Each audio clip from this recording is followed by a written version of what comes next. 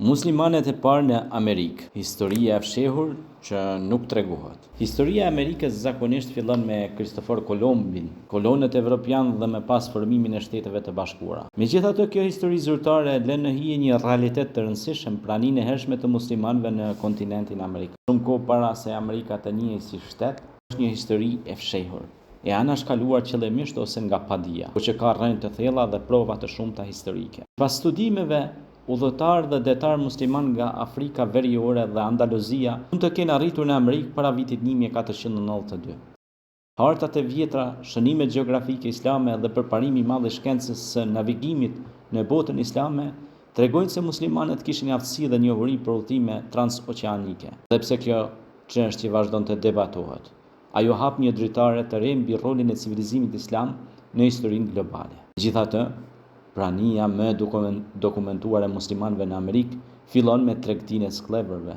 Nga shekulli 16 deri në shekullin e 19, miliona afrikanë u rrëmbyen dhe u dërguan me forcë në Amerikë. Historianët vlerësojnë se rreth 15-30% të këtyre skleverëve ishin muslimanë.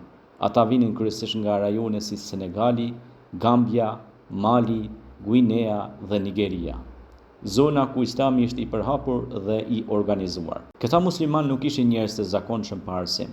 Shumë prej tyre ishin dietar, imam, tregtar dhe njerëz të shkolluar që dinin të lexonin e shkruanin arabisht. Dokumente historike dëshmojnë për sklever musliman që shkruanin ajete nga Kurani, mbanin ditar dhe letra në arabisht, madje përpiqeshin të ruanin namazin dhe agjërimin edhe në kushte çnjerëzore. Nga figurat më të njohura është Omar ibn Said, një dietar musliman nga Afrika Perëndimore, i cili u sklavërua dhe u dërgua në Amerikë në vitet 1807. Ai la pas një autobiografi të shkruar në arabisht ku përmend Allahun, citon Kuranin dhe tregon për jetën e tij para dhe pas sklavërisë. Rasti i tij është një dëshmi e gjallë se Islami ishte pjesë e Amerikës që në themelet e saj. Fatkeqësisht, identiteti islam i këtyre njerëzve u shtyp me dhunë. Ata u detyruan të konvertoheshin në krishterim, u ndalu përdorimi i gjuhës arabe dhe praktikimi i fesë. Me kalimin e brezave, shumë nga pasardhësit e tyre humben lidhjen me islamin, por jo pa lënë gjurmë të fshehta kulturore dhe shpirtërore. Në shekullin e 20, islami u rishfaq fuqishëm në komunitetin afroamerikan përmes lëvizjeve dhe kërkimit të identitetit. Kjo ringjallje nuk ishte e rastësishme, por një kthim i vonuar drejt rrënjëve të humbura. Historia e muslimanëve në Amerikë nuk është histori e huaj apo e re. Ajo është pjesë e pandare e historisë amerikane, por është lënë jashtë librave shkollor.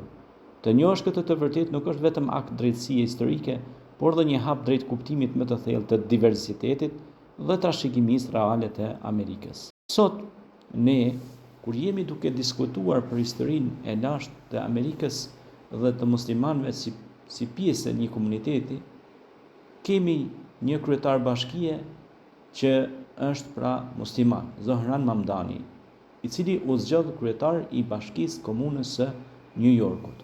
Gjë që tregon se edhe pse mund të mundohemi t'i fshehim gjërat, realiteti del se edhe në ditët e sotme ne kemi pra edhe udhëheqës që kanë ardhur nga pra vende të ndryshme, nga vice të ndryshme që kanë populluar dhe zhvilluar dhe kontribuar për historinë e Amerikës, edhe nga komunitetet e tjera, ashtu si në çdo vend të botës që kemi komunitetet e tjera që kanë dhënë kontributin e tyre për civilizim dhe qytetërim në areolin e atij shteti që kanë jetuar.